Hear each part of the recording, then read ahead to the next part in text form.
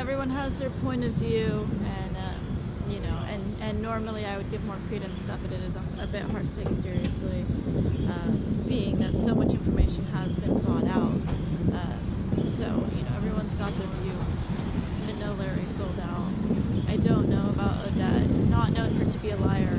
However, things aren't quite adding up. So you know, I won't say one way or the other. But I do want to talk about LA, because I think this is getting twisted around. So I was living with Larry, and he was working 7 days a week, I was working 6 days a week, so we were rarely home, either one of us. And I did have a friend come down. She was moving to LA. I swear this is what I recall. She doesn't think it's true, so I guess there's some discrepancy, but what I remember was her sort of not ashamedly, but being bashful and being like, hey, can I stay with you for like 3 or maybe 4 days, like being very like not wanting to ask for her needs completely.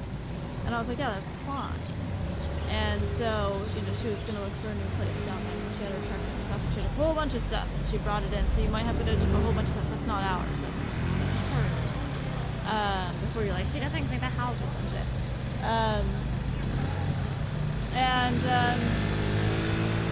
There was some very odd behavior that was going on, at least what I've interpreted as odd. And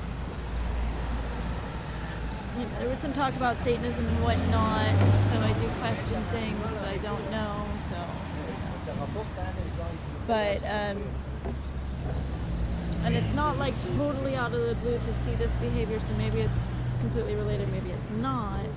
But what I felt really, really uncomfortable in my own home.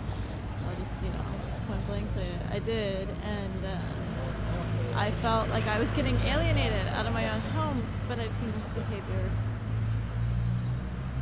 I've seen it from Odette before, where she picks one person to team up with, and she does it all the time, man. So it was like, it's not that unusual.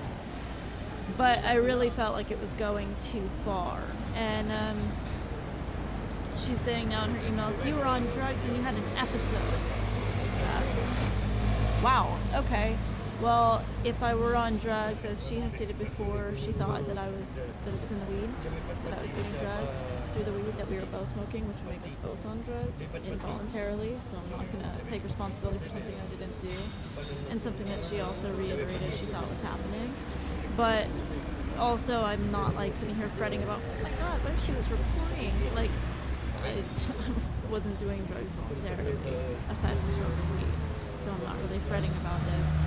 Present your whatever bullshit, man. Anyway, she wasn't really supposed to be there, and it was a little bit of an iffy situation because we lived with our landlord, so it's like fairly obvious. Anyway, I ended up there. It was getting worse. Things were getting worse in that house, like really, really quickly, and I came home really excited because I quit that job that I hated at Amici's, and remember I did it so epically, and I was like really excited to share this story. And for 2 hours I tried to tell this story, and for 2 hours every single fucking time I opened my mouth, she would interrupt me. But it was like unreal. Like really, I've never seen anything like it. And I saw her watching me out of the corner of her eye. I don't get into it. But anyway, my feelings were really hurt, actually, because it felt really targeted and malicious, and so I never got that story out. I just never told them. I suppose you guys, you got it out, but it hurt, and I don't mean to sound like a baby, but it did hurt, and then after that, you know, it was getting more like they were just off on their own thing, and so I was like, okay, well, I guess I don't fucking matter.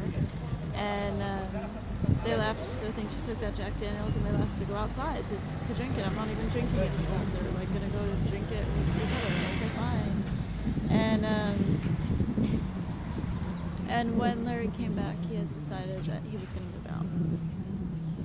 Now, the really big kicker with this is he waited until right after I just said I quit my job to tell me this, which is like I had a certain amount saved up. I don't have enough to get a new place on my own. I don't have enough for a down payment, so this is a problem. And also, the reason why I very much question this is my contract said that, for PWG, said that I needed to be in LA. But it was also almost at the timing where, we had to re-up it anyway. So it was like an iffy situation for me. I didn't know what to do. I was like, this is really bad. Like, I can't be like switching places randomly like this. And like, I wish I'd had a hint. It just seemed so weird that you just go outside and then you come back and then this is your conclusion.